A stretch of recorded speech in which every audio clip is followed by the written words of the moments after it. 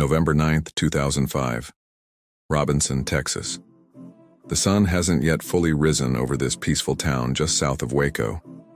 In neighborhoods like this one, mornings usually unfold with predictable rhythm, coffee brewing, children stirring in their beds, the mundane comfort of another ordinary day beginning.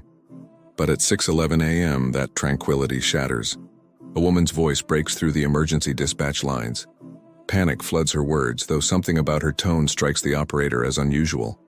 She's reporting something horrific, something that's happened inside her home.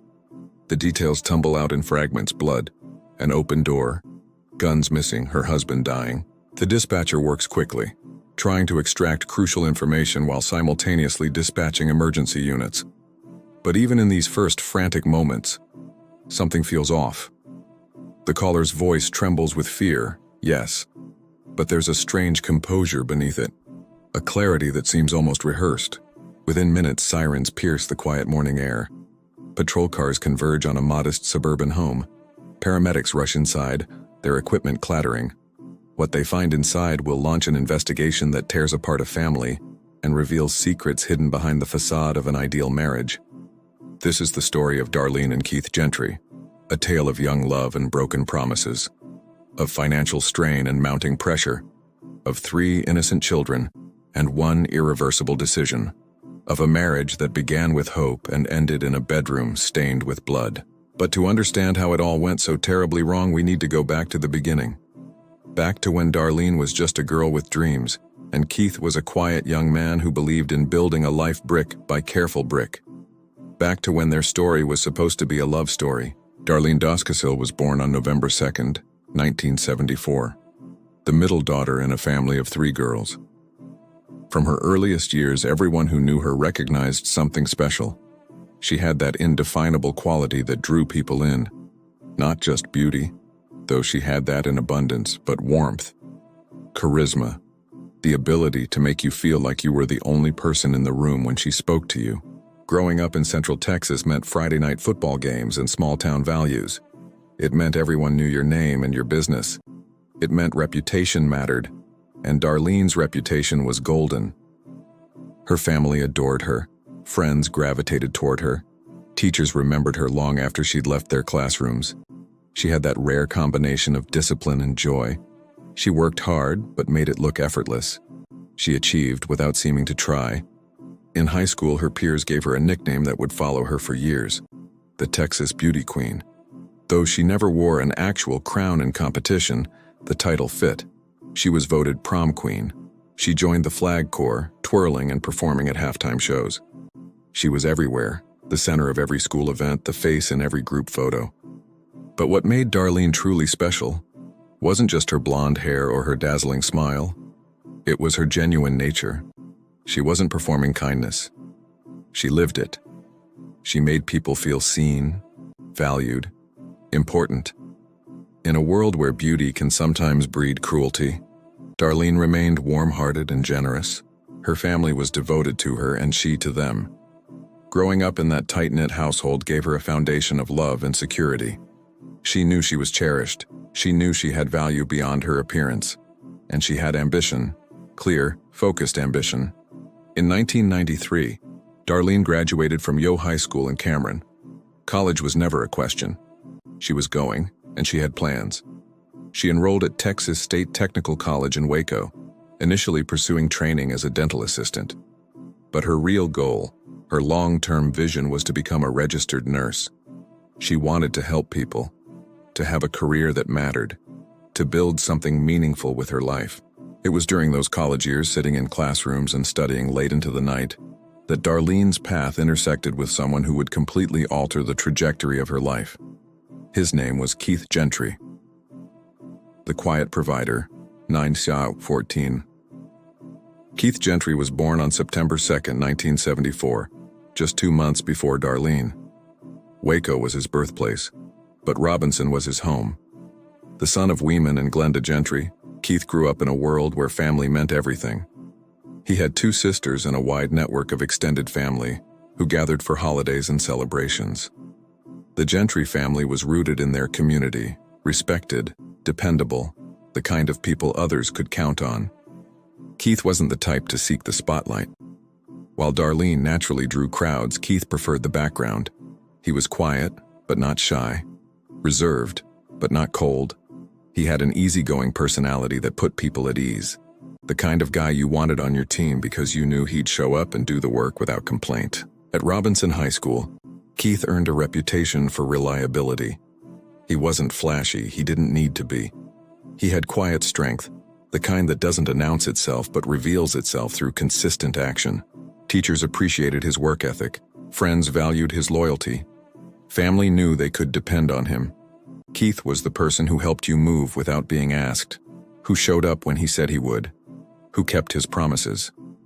Like Darlene, Keith enrolled at Texas State Technical College. His path led him toward drafting and welding, practical skills that would translate into stable employment. He wasn't chasing prestige or fortune. He was building a foundation for the kind of life he wanted. A simple life, an honest life, a life centered on family. After completing his studies, Keith secured a position as an engineering assistant at a local utility company. It was exactly the kind of job he'd hoped for.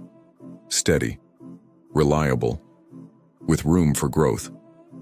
He was setting himself up to be a provider, and everyone who knew Keith understood that being a provider was fundamental to who he was. His friends often joked that Keith had the soul of a family man even before he had a family. He thought about the future constantly, about what kind of husband he wanted to be, what kind of father, what kind of life he wanted to build for the people he loved. And then he met Darlene, and suddenly all those abstract plans became concrete possibilities. The connection between Keith and Darlene was immediate and undeniable.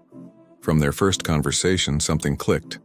They came from similar backgrounds, shared similar values. Both were focused on building careers and creating stable lives. But more than that, they simply fit together. Darlene's brightness balanced Keith's steadiness. His calm temperament grounded her ambition. She made him laugh. He made her feel safe. It was the kind of relationship that made sense to everyone who witnessed it. Darlene's family welcomed Keith without hesitation. Here was a young man who clearly adored their daughter, who treated her with respect and tenderness, who had plans and goals and a work ethic that promised security. Keith's family embraced Darlene just as warmly. She was everything they could have hoped for in a daughter-in-law. Beautiful, yes, but also kind and driven. Someone who would push Keith to be his best self while supporting the dreams he already had. Everyone assumed a wedding was inevitable. It was just a matter of time. But timing, as it turned out, would become their first major obstacle. By 1997, both Keith and Darlene had graduated from college. They'd launched their careers. The foundation was set. Darlene, secure in their relationship and ready for the next chapter, quietly longed for a proposal. She could picture their wedding, their home, their future children. Keith, however, wasn't quite ready. Not because he didn't love her, he did deeply. But marriage felt like a huge step, and he wanted to be absolutely certain. He wanted to be further along in his career, more financially stable, more prepared for the responsibilities that came with being a husband.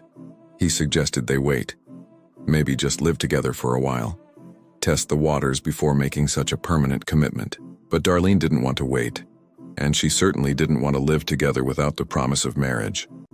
For her, it was all or nothing, forward or done. After several painful conversations, they made the heartbreaking decision to part ways. It wasn't what either of them wanted, but they couldn't seem to find compromise. Keith wasn't ready to commit. Darlene refused to settle for less than commitment, and so they said goodbye. The breakup blindsided both families. Friends were shocked. How could such a perfect couple fall apart? But sometimes love isn't enough when the timing is wrong. Both Keith and Darlene were devastated. Separating didn't feel like relief. It felt like losing a limb. But pride and hurt kept them apart, at least for a while. Darlene needed distance. She needed to escape the memories that haunted every corner of her hometown. So she packed her belongings and moved to Dallas, seeking a fresh start in the anonymity of a big city. Dallas was everything Robinson wasn't. Fast-paced, impersonal, full of strangers who didn't know her history or her heartbreak. She returned to dental work, finding employment in the city, and trying to build a new life. But the transition was harder than she'd anticipated. The lifestyle didn't suit her. Dallas felt too big, too disconnected, too cold. She'd grown up in a place where everyone knew your name, where you couldn't go to the grocery store without running into someone from church or school. In Dallas, you could disappear entirely and no one would notice. Then her car was stolen and something inside Darlene broke. It felt like a sign.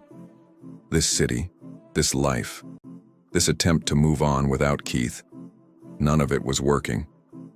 She was unhappy, lonely, disconnected from everything that mattered. After about a year of trying to make Dallas work, Darlene gave up. She packed her things again and returned home to Central Texas. Back to family, back to familiar streets and faces, back to the life she'd tried to leave behind, and back, as fate would have it, to Keith. Their reunion wasn't planned. They simply crossed paths one day, as people do in small towns. Maybe it was at a grocery store or a local restaurant.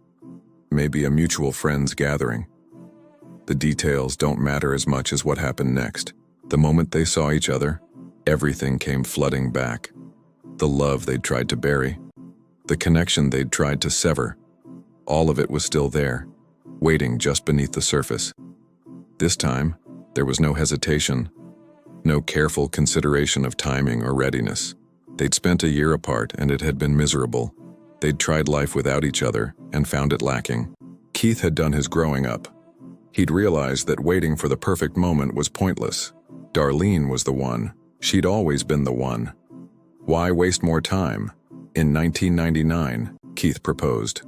And this time, Darlene got the wedding she'd dreamed about. The ceremony was beautiful. Surrounded by family and friends who'd been rooting for them all along, Keith and Darlene exchanged vows and promised forever. It felt like everything had finally fallen into place.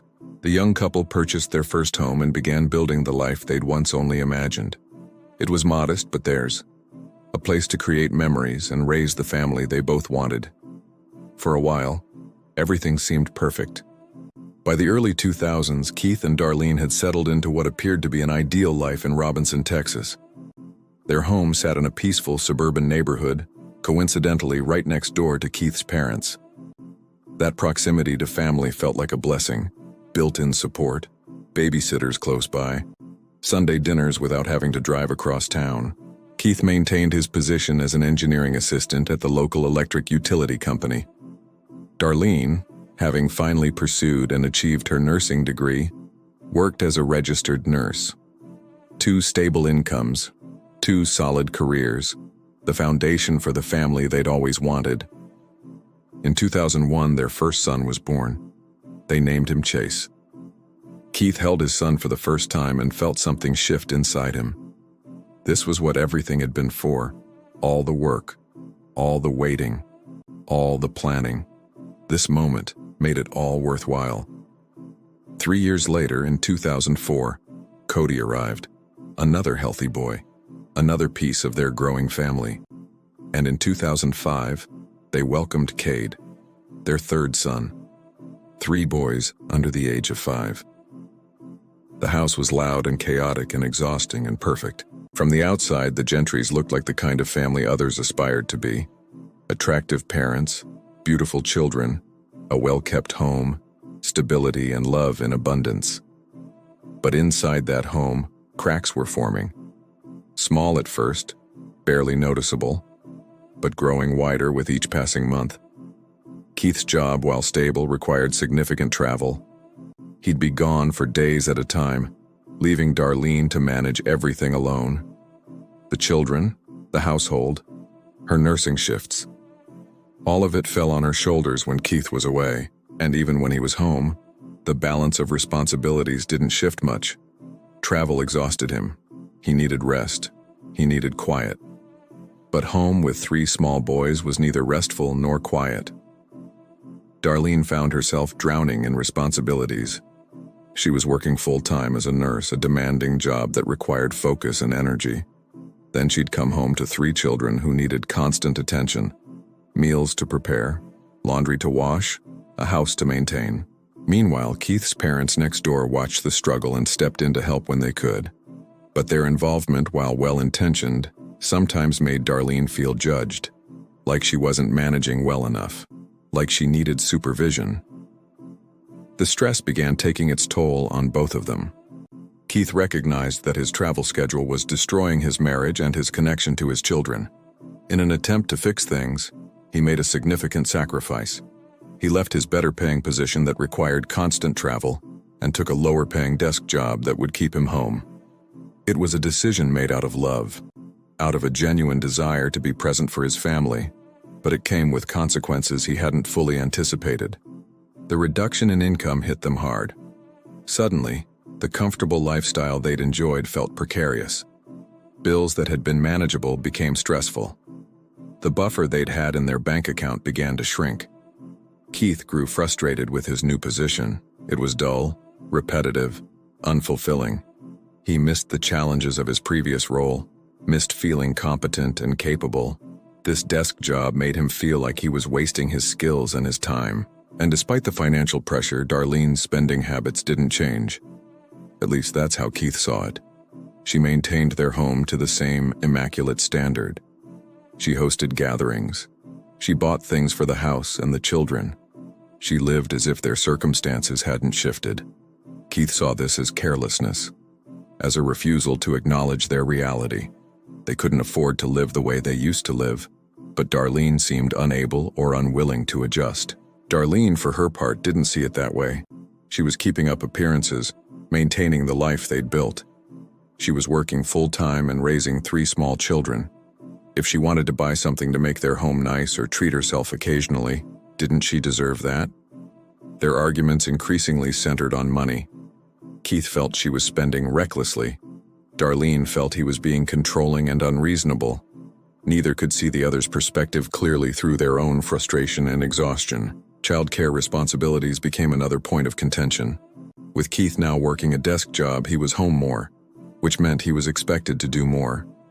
But after years of Darlene managing everything, the transition was rocky. She resented having to delegate tasks she'd handled alone for so long. He resented feeling like a babysitter in his own home rather than a partner. More and more, Keith's parents stepped in to help with the boys. They'd watch them after school. They'd have them for weekends. While the help was appreciated, it also highlighted the strain. Why did they need so much help? Why couldn't Keith and Darlene manage their own children? Friends and family began noticing changes in the couple. The easy affection they'd once shown each other had disappeared. They seemed tense when together. They bickered over small things.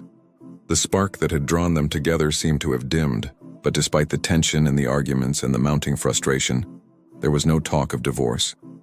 Neither Keith nor Darlene seemed to want that.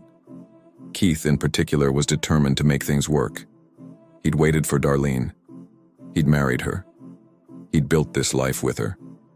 He wasn't going to just walk away. He believed they could get through this rough patch. That once the kids were a little older, once their finances stabilized, once they found their rhythm again, everything would be okay. He believed they had time to fix things.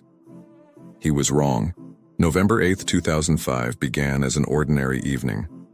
Darlene made plans to go out with friends for dinner and drinks, a rare night away from the chaos of 3 young children.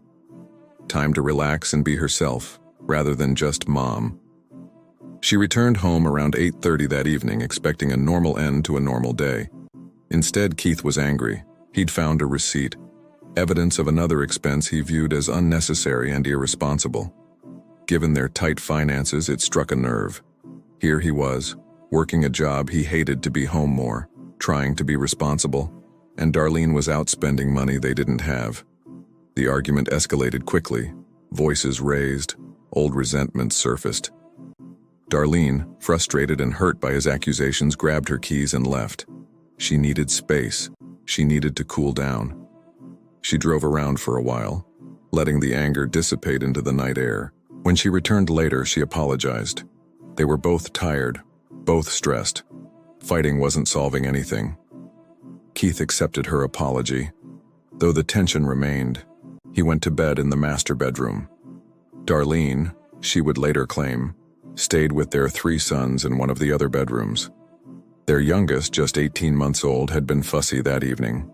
She said she wanted to help settle him, so she stayed in the children's room, playing a movie to help them sleep. According to Darlene, she remained there through the night.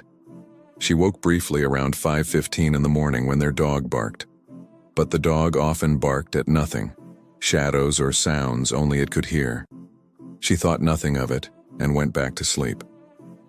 Around 6 a.m., she got out of bed. She needed to wake Keith for work. She walked through the quiet house toward the master bedroom, called his name. No response. She entered the room and found a nightmare. Keith lay in bed unresponsive. Blood soaked the sheets and pillow. Pink foam bubbled from his mouth, a horrifying sign of severe trauma. His breathing was labored, gurgling, barely there. Darlene rushed through the house, her mind racing. She noticed the back door was wide open, cold morning air flooding into the house. She ran to the gun cabinet. It had been tampered with, the lock broken, the guns inside gone. At 6:11 a.m., she called 911. Her voice trembling but strangely composed, she reported an intruder. A home invasion. Her husband shot. Guns stolen. She provided details quickly, efficiently, almost as if she'd thought through what she needed to say. Paramedics arrived within minutes, rushing into the home with equipment and urgency. Keith was still alive, but barely. The shot had entered his head. The pink foam at his mouth indicated severe respiratory distress. His chances of survival were minimal. They loaded him onto a stretcher and rushed him to Hillcrest Baptist Medical Center in Waco. He was placed on life support immediately. Doctors did everything they could, but the damage was too extensive. Keith Gentry never regained consciousness. 2 days later, on November 11, 2005, he was pronounced dead. A homicide investigation was now underway, and the only other adult in the house that night was Keith's wife. Detectives arrived at the Gentry home while Keith still clung to life in the hospital. They began processing the scene immediately, looking for evidence of the home invasion Darlene had described. But almost immediately, things didn't add up. Darlene told them about the argument over the receipt, about leaving and returning, about sleeping in the children's room to help settle their youngest son, about waking at 6 and discovering Keith shot and the back door open. Her timeline seemed clear. Her story seemed detailed. But forensic analysis would soon reveal problems with her version of events. The trajectory of the bullet, the pooling of blood beneath Keith's head, the condition of his body when paramedics arrived. All of it suggested the shooting had occurred much earlier than 6 a.m., possibly hours earlier. If the shot had been fired around 3 or 4 in the morning, why hadn't Darlene heard it? Even with a movie playing in the children's room, a gunshot in a quiet suburban home at that hour should have been audible. Then there was the matter of the stolen guns. Darlene claimed multiple firearms were missing from the cabinet, but detectives found several of them stacked neatly just outside the back door. Not scattered, not dropped in haste. Carefully placed, as if someone had been staging a scene rather than committing a robbery. And the gun cabinet itself raised questions. It had been locked. Only 2 people had access to it and knew where the key was hidden, Keith and Darlene. An intruder would have had to search the house, find the key, unlock the cabinet, take the guns, and then carefully stack some outside. It didn't match the behavior of someone in the middle of committing a violent crime. Darlene's behavior that morning also troubled investigators. As a registered nurse, she had training in emergency response. She knew CPR. She knew how to assess trauma. Yet she hadn't attempted to help Keith, hadn't checked for a pulse, hadn't tried to stop the bleeding or clear his airway. When paramedics arrived, she hadn't guided them to the bedroom. She'd stayed locked in the children's room, claiming she feared for their safety. But if she'd already called 911 and police were on the way, why not at least try to help her dying husband? And then there was the 911 call itself. Listening to the recording, investigators noted Darlene's remarkable composure. Yes, she sounded frightened, but she also sounded focused, detailed. She provided a clear timeline of her movements and sleeping arrangements. It felt less like panic and more like explanation, less like shock and more like defense. Later that morning, Darlene agreed to come to the police station for a formal interview. She sat across from detectives answering their initial questions. But the moment the questions became more pointed, more direct, She stopped talking. She invoked her Fifth Amendment right against self-incrimination and asked for a lawyer. The interview ended immediately. To the detectives, this was a red flag. Innocent people don't typically lawyer up within hours of their spouse being murdered. They want to help. They want to find the killer. They cooperate fully. But Darlene maintained that she'd done nothing wrong. She loved her husband, she insisted. She would never hurt him. Their problems were normal marriage problems.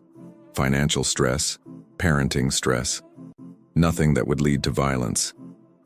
Still, investigators couldn't shake their suspicions. The evidence suggested something far different than a random home invasion.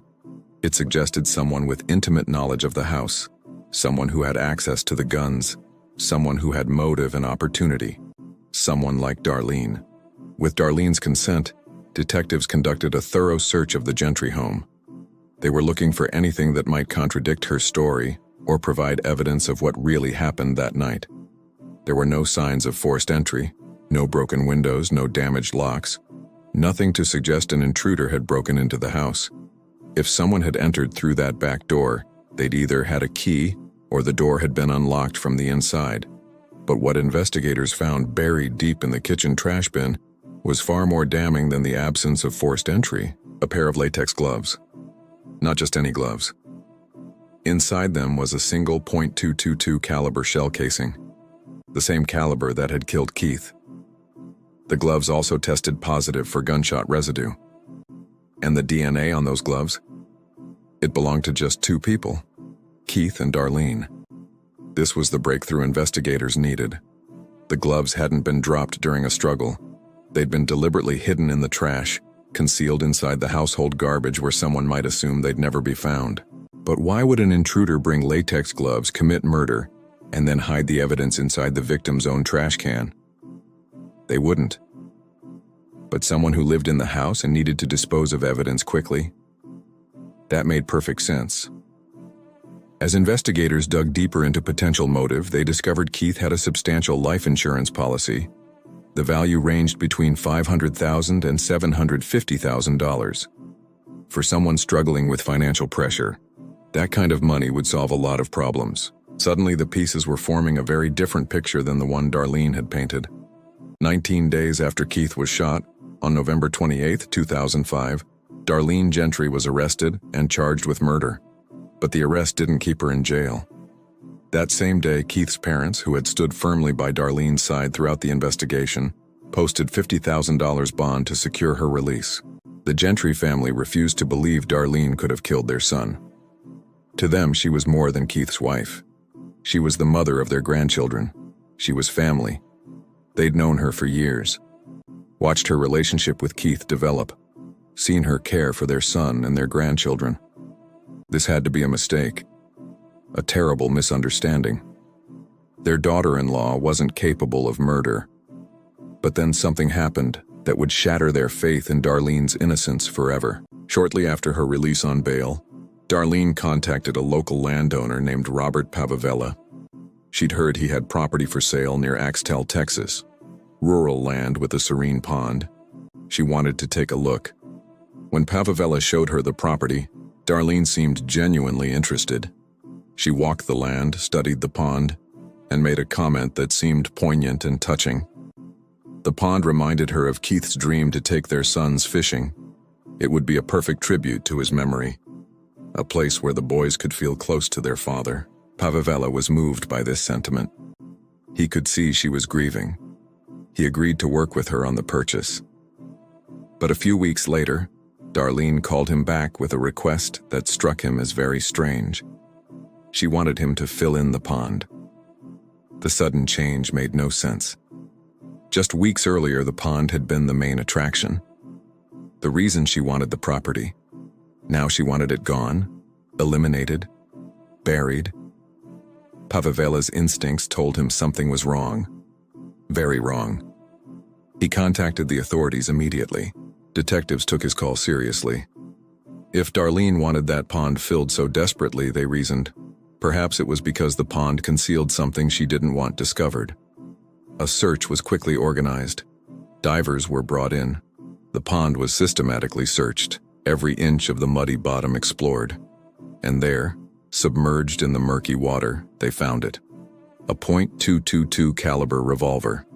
The same caliber as the shell casing found in the latex gloves. The ballistics testing would later confirm it was the weapon that killed Keith Gentry. Darlene had dumped the murder weapon in that pond, probably thinking it would remain hidden forever. But now investigators had it. The physical evidence linking her directly to Keith's death. Yet they still needed one more piece.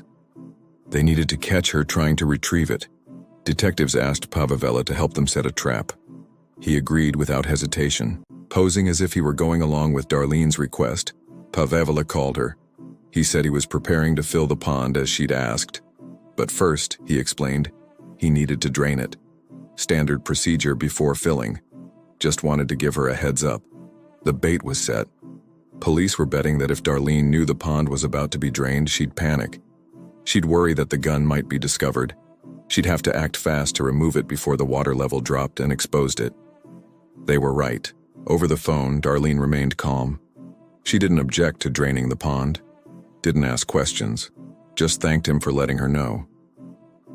But the very next day, under the watchful eyes of hidden surveillance cameras positioned around the property, Darlene arrived. She wore wading boots, she carried a long rod or pole, and she walked directly into that pond, wading out to the center, to the exact spot where the gun had been hidden. She began poking at the pond bed, searching, trying to locate the weapon that was no longer there. Every moment was captured on video, every movement recorded. The evidence was irrefutable. Darlene Gentry had just sealed her own fate. In February 2007, Darlene Gentry stood trial in McLennan County, Texas.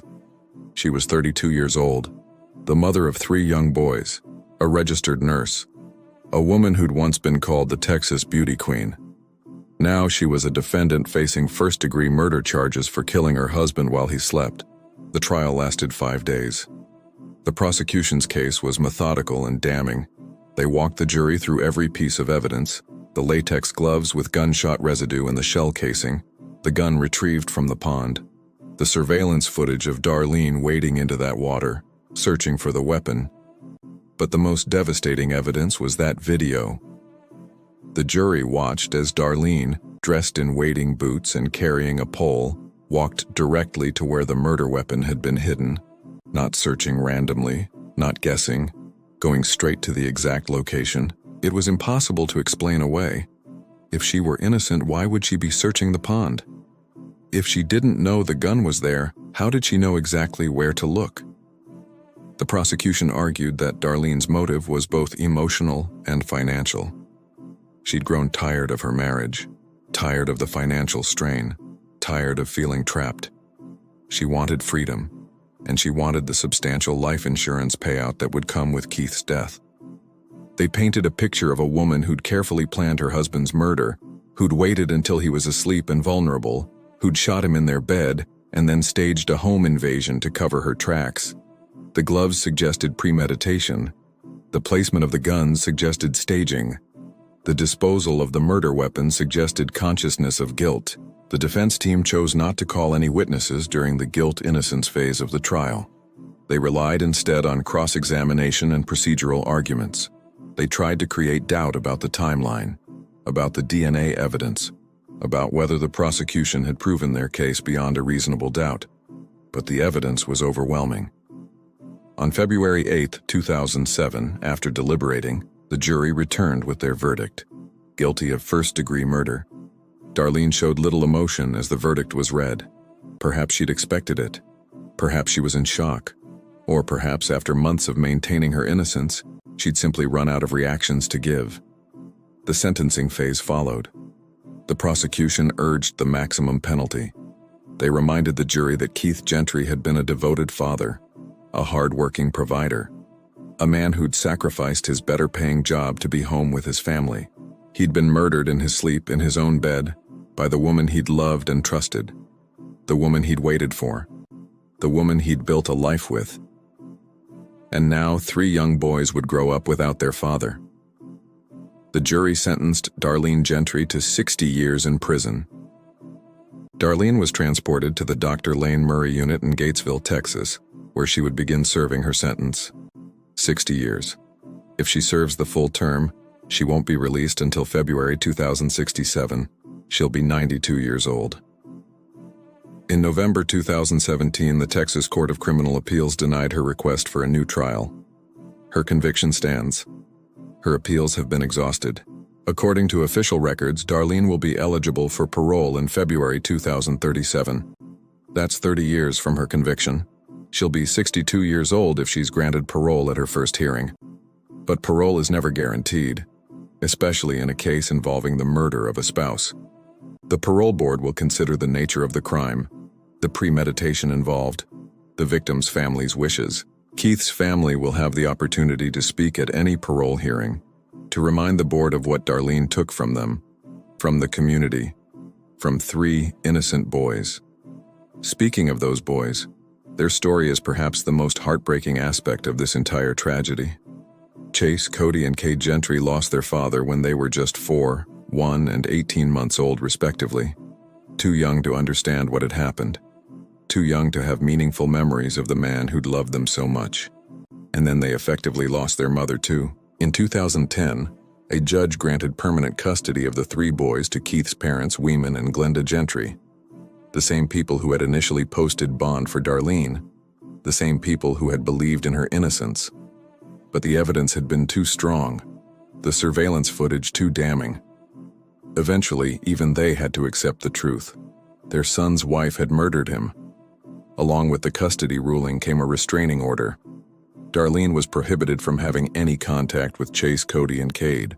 No phone calls, no letters, no visits, complete severance. According to court documents, she hasn't spoken to her son since that ruling. Over a decade has passed. The boys are no longer small children. They're teenagers now, nearly adults. They've grown up entirely without their mother, raised by their paternal grandparents in the same community where their father died. What do they remember of her? What have they been told?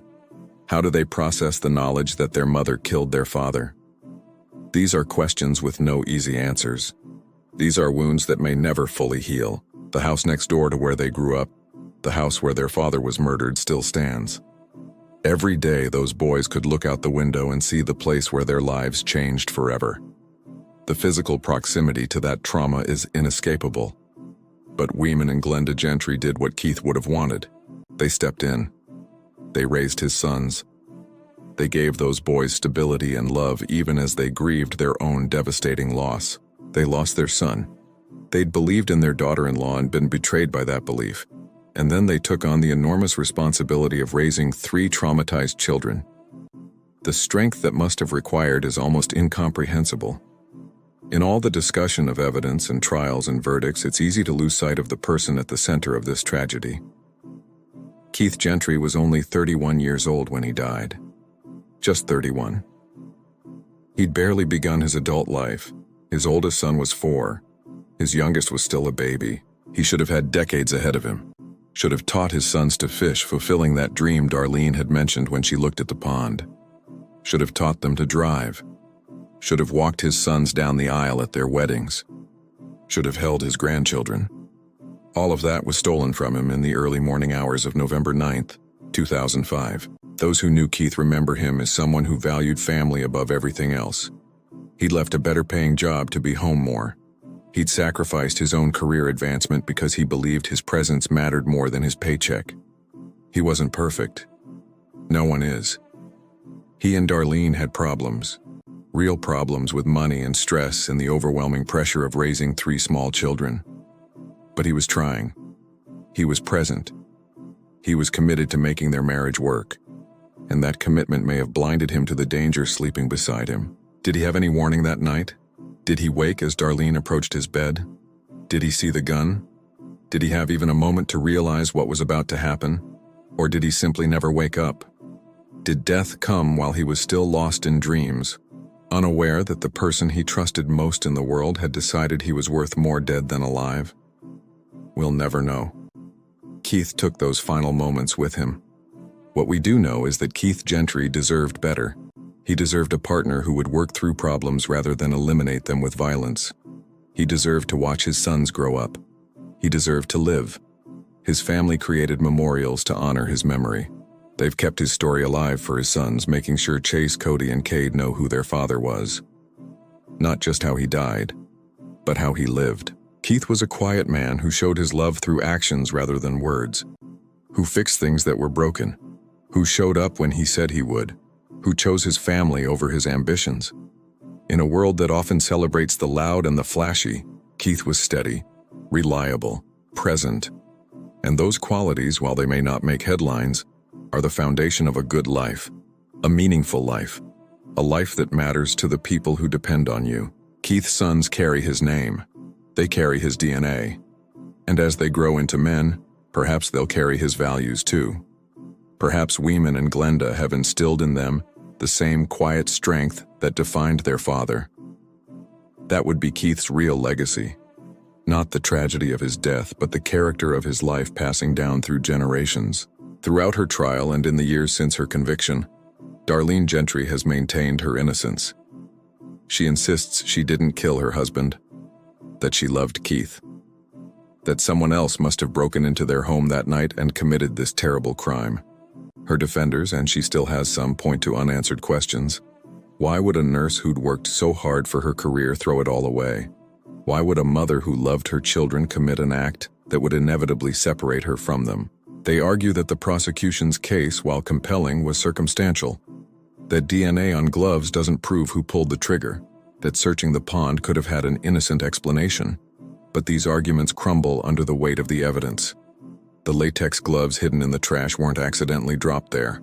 They were deliberately concealed. And the only people whose DNA was on those gloves were Keith and Darlene. If an intruder had worn them, where's the intruder's DNA? The gun placement outside the back door didn't match the behavior of someone robbing a home. It matched the behavior of someone staging a scene. Someone who wanted police to think guns had been stolen but didn't actually want to dispose of valuable firearms. The timeline Darlene provided didn't match the forensic evidence. Keith had been shot hours before she claimed to have found him. If she'd really been in the children's room all night, why didn't she hear the gunshot? And then there's the pond. The surveillance footage of Darlene wading into that water, searching for something at the exact location where the murder weapon had been hidden. There's no innocent explanation for that. None.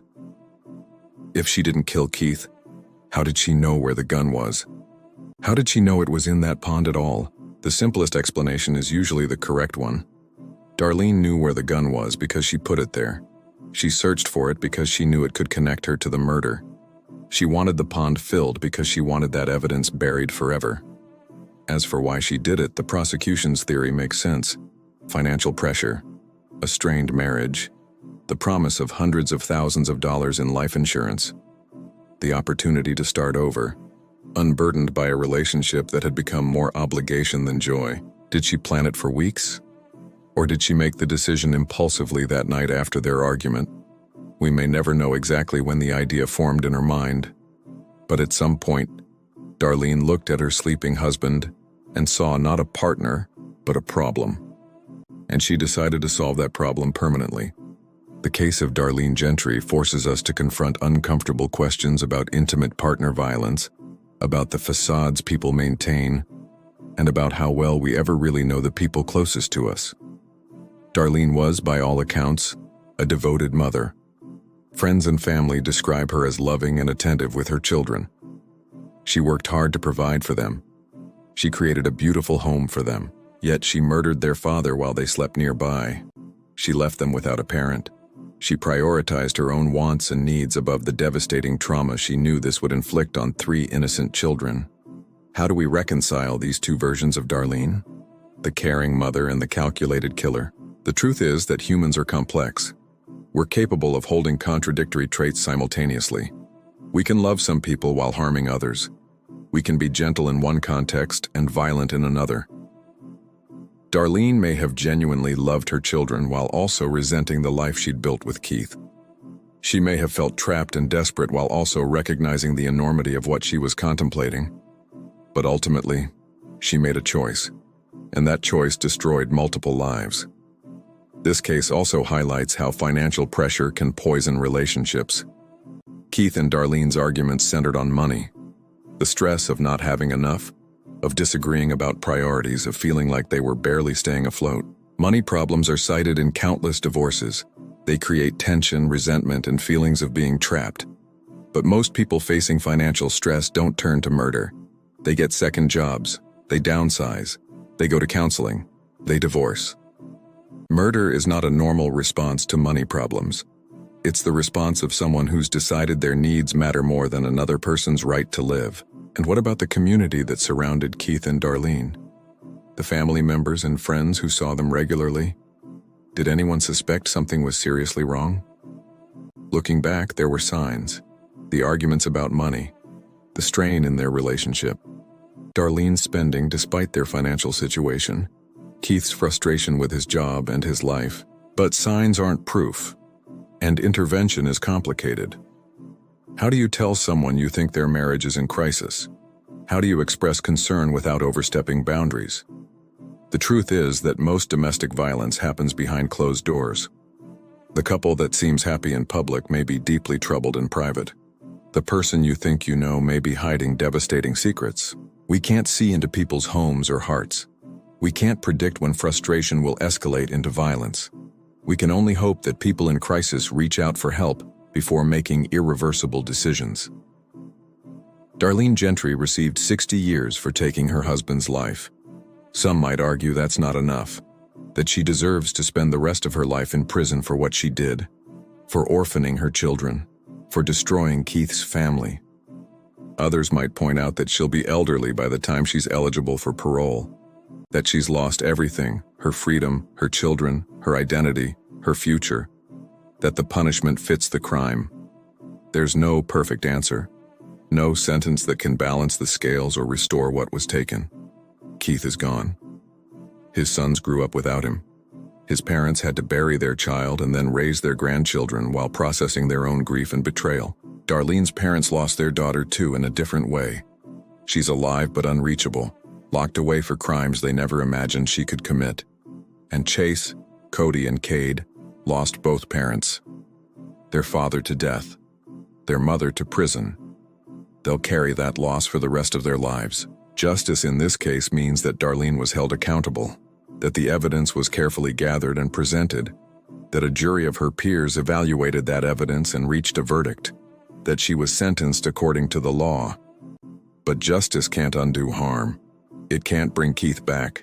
It can't restore childhoods that were shattered by violence and loss.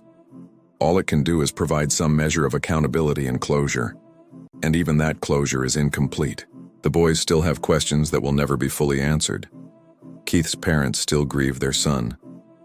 The community still remembers the shock of learning that one of their own had committed such an act. Time moves forward, but some wounds never fully heal. They scar over. They become part of your story, but they never disappear entirely. Today, Darlene Gentry remains incarcerated at the Dr. Lane Murray unit in Gatesville, Texas. She's now in her late 40s, about the same age Keith would be if he'd lived. She's spent nearly 2 decades behind bars, nearly 2 decades separated from her sons, nearly 2 decades living with the knowledge, whether she admits it or not, of what she did. Prison records indicate she's had a relatively clean disciplinary record. She works. She follows the rules. She exists in the monotonous rhythm that defines prison life. But what goes through her mind during those long days and longer nights? Does she think about Keith? About the life they built together before it all fell apart? Does she think about her sons and wonder what kind of men they're becoming? Does she feel remorse? Or does she still maintain, even in the privacy of her own thoughts, that she's innocent? We can't know. Darlene hasn't granted interviews. She hasn't spoken publicly about the case. Whatever thoughts and feelings she harbors remain locked inside, as inaccessible as she is. Her sons, Chase, Cody, and Cade, are now teenagers or young adults. They've been raised by their grandparents in Robinson, the same community where their father died. They've attended the same schools Keith attended, walked the same streets, grown up surrounded by people who knew their father and remember him fondly. What kind of burden is that? Knowing that everyone around you knows your story? That people look at you with pity or curiosity? That your family tragedy is common knowledge in your community? But perhaps there's comfort in it too, in being surrounded by people who loved your father, who can share stories about him, who help keep his memory alive. Weeman and Glenda Gentry did what many people in their position couldn't have done. They set aside their own grief to provide stability for their grandchildren. They didn't let the boys be swallowed by the foster care system. They kept them together, kept them home. That's love. That's sacrifice. That's choosing to keep going even when every step is painful. The boys have chosen to live private lives, away from media attention. They haven't spoken publicly about their mother or their father. They've focused on moving forward, on building their own lives separate from the tragedy that defined their early years. That's their right. Their story belongs to them. How they process their loss, how they feel about their mother, whether they'll ever seek contact with her, those are decisions only they can make.